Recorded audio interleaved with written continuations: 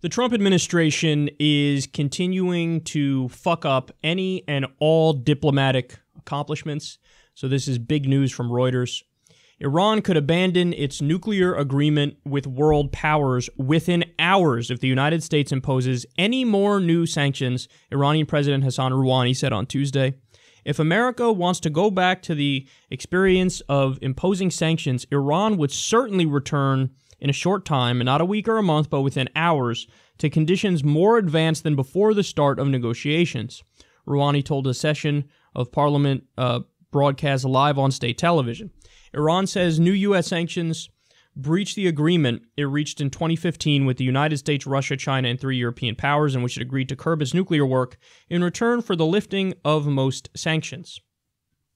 U.S. Ambassador to the United States, Nikki Haley, said the new U.S. sanctions were unrelated to the Iran nuclear deal and that Iran must be held responsible for its missile launches, support for terrorism, disregard for human rights, and violations of UN Security Council resolutions. Okay, so let's be crystal clear about what happened here. The United States violated the Iran nuclear agreement. We've done it multiple times now.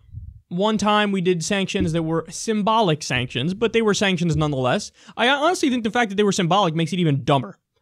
Because then you're violating the nuclear agreement without even doing anything tangible and actually implementing anything. You're just doing a symbolic fuck you to them to fuck up the nuclear agreement. So we already did that once. Now we did it again. The new sanctions package where, you know, we threw Russia and North Korea and Iran in the same one.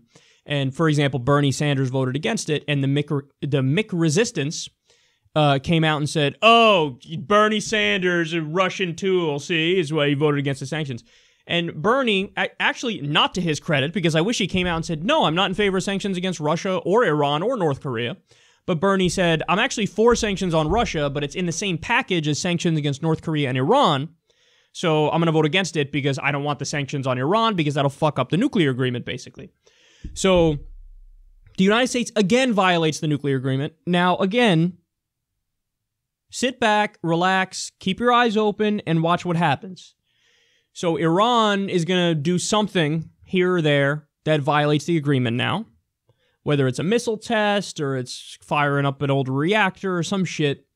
And then all the news, everybody will flip out in the U.S. and the corporate media will cover it like, Iran just violated the nuclear agreement. Iran just violated the nuclear agreement.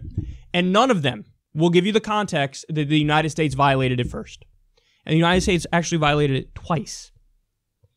And by the way, this is huffing and puffing too, because he's like, we will return to an even more advanced situation in a matter of hours. Yeah. So that's him saying he doesn't have the capability to do that. There's no way they do. But he's saying that to try to be like, oh, please stop, like, sanctioning us. Like, if you do it one more time, okay, we're going to have our weapons program back, and it'll be even stronger than before, and it'll be there in hours. So there. So, again, they can't do that, but what the fuck? How else are they going to try to get across to the United States? Hey, stop violating the nuclear agreement. Okay, you guys keep violating it. Well, I'm here to tell you, please stop violating it. If you don't, I'll go back and it'll be like even worse than before, bro. And it'll be there in hours. Matter of fact, minutes. Maybe seconds. So we are the ones fucking it up, as always. And again, I think the thing that annoys me the most is nobody's going to give you the context. Nobody's going to tell you when Iran does something that violates the agreement as well. Everybody will act like they're the first ones who did it, and they did it because they're crazy, wild, bloodthirsty, and they want war. When again, the reality is we violated the agreement with our dumbass sanctions package. You're taking probably Obama's biggest accomplishment, the Iran nuclear deal, and they're willy-nilly just like threatening it and blowing it up. And it's not just the Republicans, it's the Democrats too. To score cheap political points on Russia, the Democrats were willing to tank the Iran nuclear deal. And you actually have to give credit to Iran because they were well within their rights already now at this point to be like, you guys already violated it twice, it's over. It's over because of you, not because of us, because of you. They could have done that. But Hassan Rouhani, who's a moderate leader, by the way, in Iran, he's not a hardliner. The Ayatollah, of course, is a hardliner, but he could have been like, no, that's it now, we're done. We're done because of you, not because of us, because of you. You did it. You violated it twice. But no, he's like, okay, no, seriously, but one more time if you do sanctions, then we're going to blow it up. So he keeps giving you fucking opportunities to stop fucking up.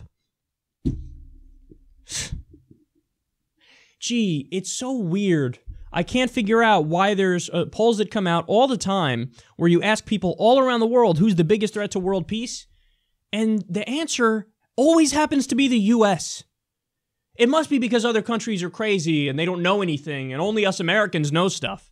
It can't be that the other countries have more information about what we do than we have about what we do. So they're actually the ones who are more educated and can look at the evidence. It can't be that. It must be because everybody else is crazy, right?